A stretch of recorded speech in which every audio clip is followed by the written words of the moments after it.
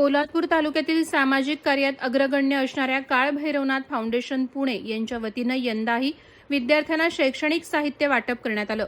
या प्रसंगी आधार कार्ड नोंदणी आणि अपडेटसाठी एक विशेष केंद्र देखील उभारण्यात आलं होतं, ज्यातून अनेकांना तातडीनं सेवा मिळाली।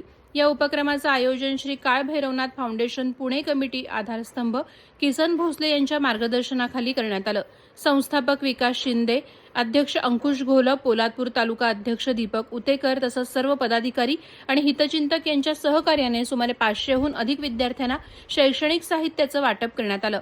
कार्यक्रमात सहाय्यक पोलीस निरीक्षक आनंद रावडे, वैद्यकीय मदत कक्षाचे संस्थापक कृष्णा कदम, कृषी उत्पन्न बाजार समितीचे संचालक लक्ष्मण मोरे, महिला कमिटी सदस्य शिल्पा साळुंखे यांच्यासह अनेक मान्यवरांनी उपस्थित राहून फाउंडेशनचे अभिनंदन केले। विद्यार्थ्यांचा मोठ्या प्रमाणावर सहभाग, सामाजिक बांधिलकीची जाणीव आणि प्रेरणादायी वातावरण यामुळे हा कार्यक्रम अत्यंत यशस्वी झाला। Bureau report, Konkan news Marathi, Poladpur, Raigad.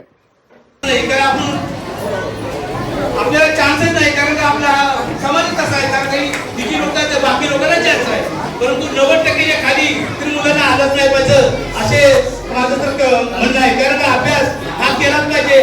आई वडील हे तुमचे हात पुरवत तयार आहे, मग तुमची तेवढी तयारी पाहिजे आणि हक्क पाहिजे।